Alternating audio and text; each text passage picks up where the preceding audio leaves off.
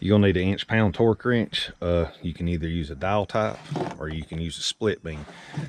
A lot of people's not gonna spend the money on a dial type or a good one. So, but this one right here, 25-30 bucks roughly, and you can buy this one right here. This right here is awesome for motorcycles, which is why I like this one, because that one's too fat sometimes to get in spots. But we're going to use this one right here for our little project because that's what most people would probably end up getting anyway. And I'm going to use it to show it can be used, and it is a split beam. I mean, you really can't go wrong with a split beam. Don't use a click style to do this. That's you can't get a good preload setting with them.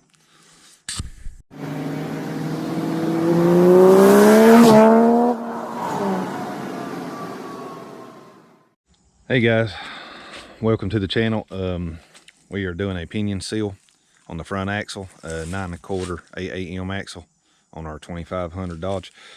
Here's where a lot of people's going to argue and say you're doing it wrong, you're doing it right, blah blah blah. You got to pull the axles, you can leave it on the ground, whatever.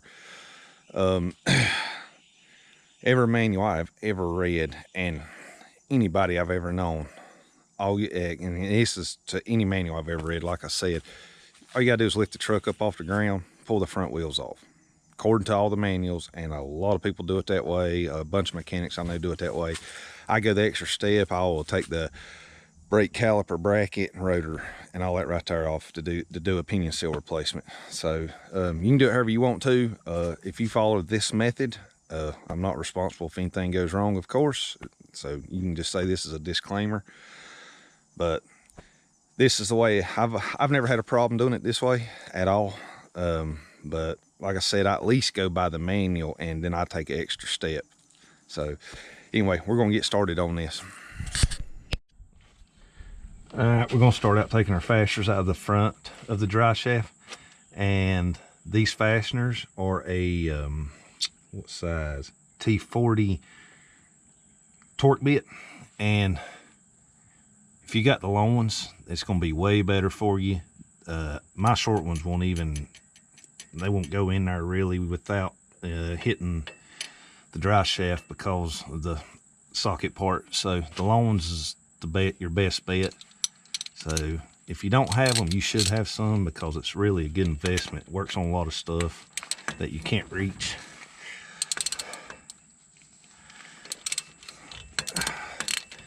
We'll get these right here out.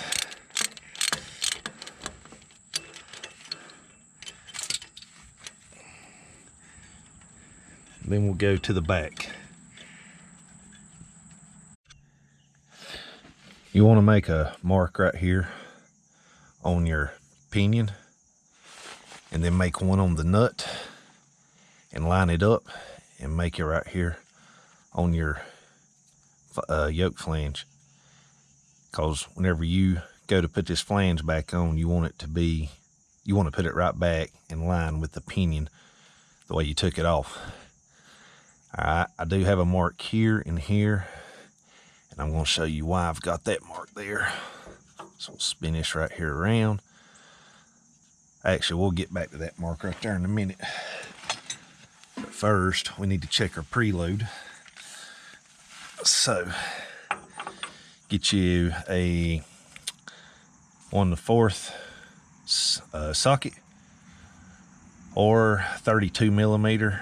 They're the same, so it doesn't matter which one you use.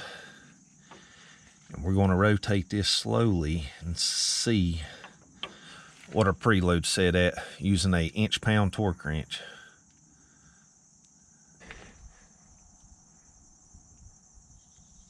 You just slowly pull, check the rotation.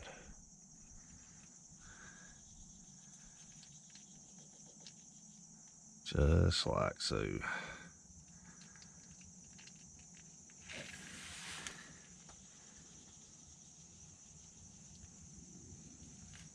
Yep, 23 inch-pounds. All right, we're gonna check it again, make double sure.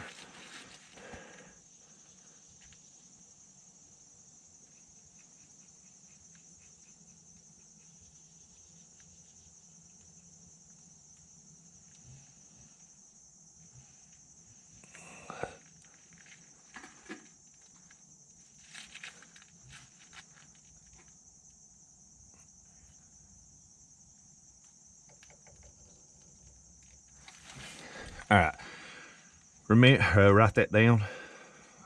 Your torque reading will probably be different from mine because everyone's different. That's why we check it before we break this nut right here loose, because we're going to go back to the preload setting. All right, next, you're going to want to count the threads. So I have 1, 2, and the third one all showing right on the inside of the nut. All right, so write that third down. So we got 23 inch-pounds of preload, and then we have almost 3 threads showing completely. All right, now back to this mark. I got this mark right here because what I'm going to do, we're going to put our socket on just like so. And I'm going to mark that socket right there.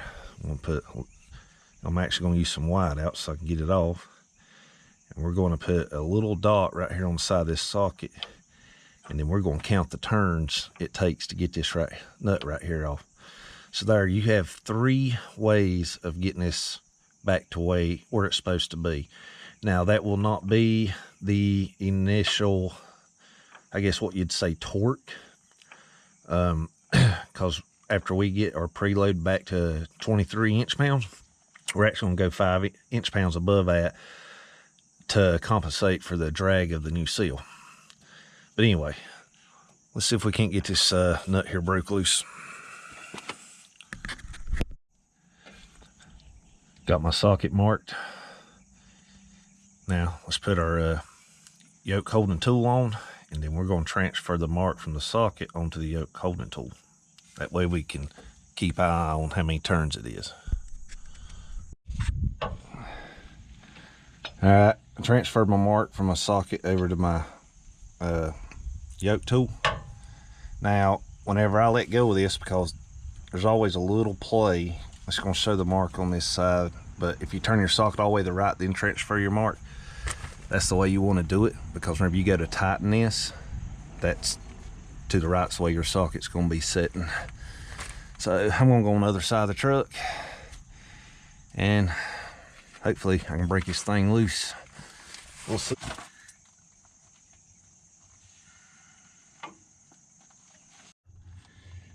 All right, we got it to break loose with one heck of a extension there. Had to put on the end of the pry bar. So now we're going to count the turns.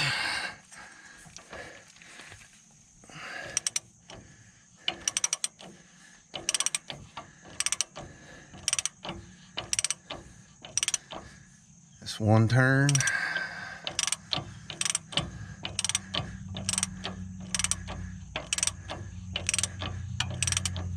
That's 2 turns. We'll see where we're at. Not even close.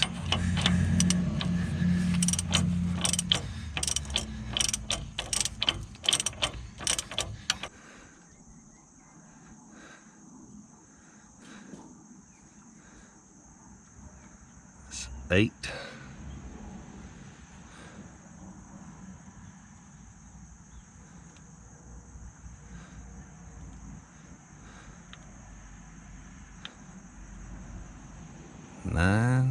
Right there. I'm gonna use a 3-jaw puller, but put you a glob of grease right here on the end. That way you don't dig into your pinion. You don't want to do anything to damage that. All right, we got our 3-jaw puller attached. And now if you can't get it attached, and say you're running it all the way out here, flip these arms right here around. And I got a pry bar stuck right here, because if you don't put something here, this will turn. So we're gonna start cranking on this thing. It should break loose, and whenever it does, you should be able to remove your pry bar eventually. Yeah, it's coming.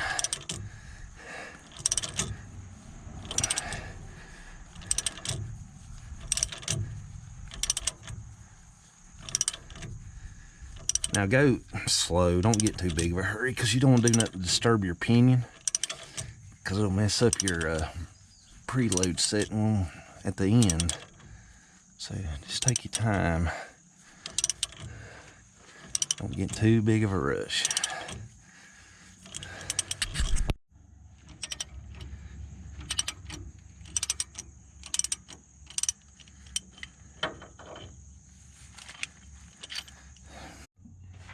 Alright, got it all wiped up so we can actually see our seal. What we're gonna do is, I was wanting to use a seal puller, which is this guy right here. But I don't want to do anything to disturb that pinion, so I'm just gonna take a screwdriver and damage it. And then get it out that way, hopefully.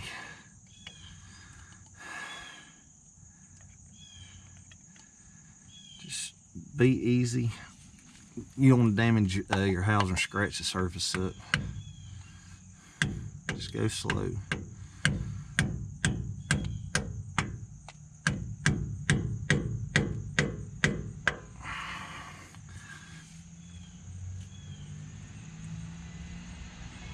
It's moving right there. Now I'm gonna run this screwdriver this way.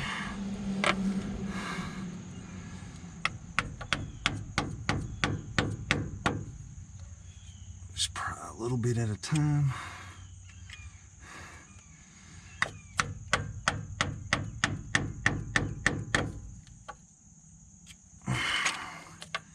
Enough to get this thing here to fall out.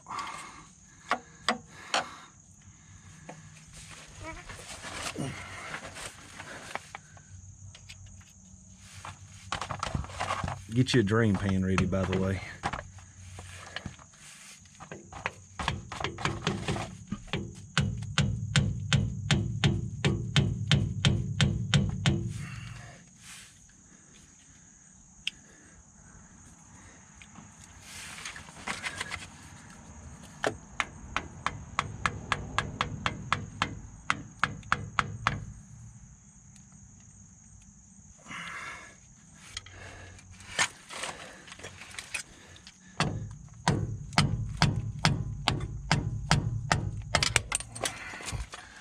There she comes.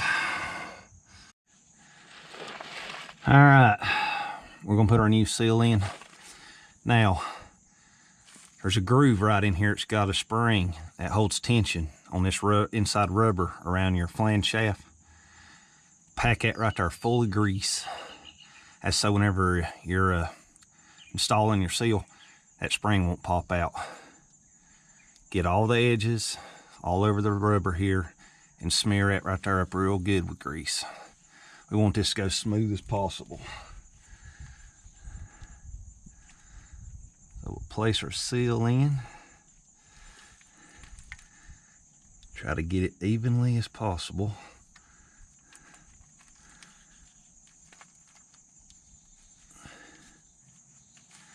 All right, what I'm gonna do, I'm gonna take our old seal, put over the top of it, like so. And I'm gonna use my carpenter hammer because I can't find my real tiny one I need. Just barely start tapping.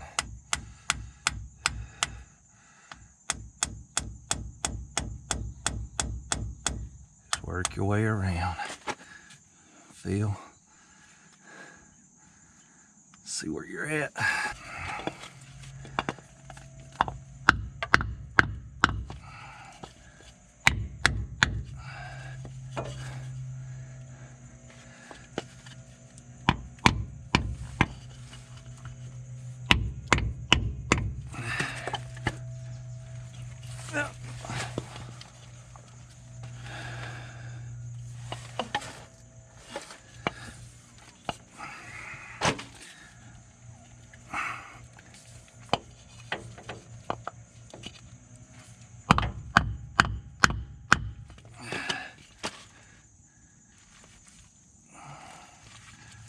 All right, everything looks good. Don't feel no grooves.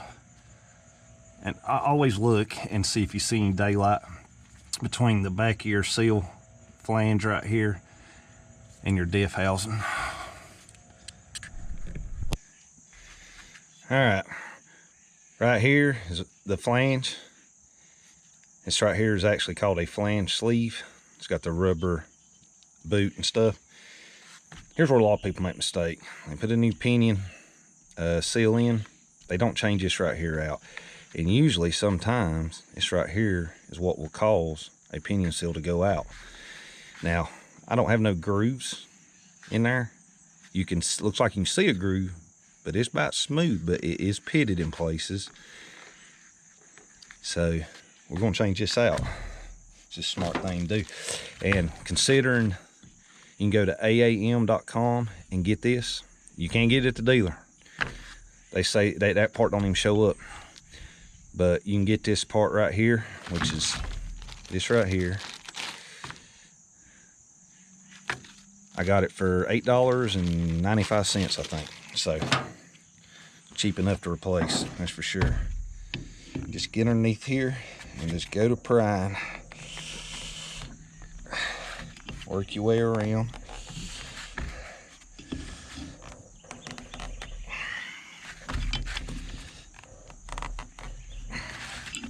Keep going, it'll eventually come up.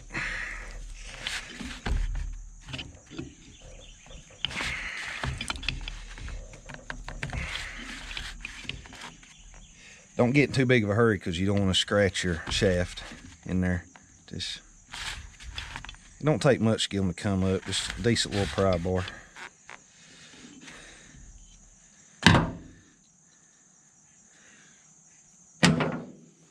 All right. I'm gonna clean this up and we're gonna grease it.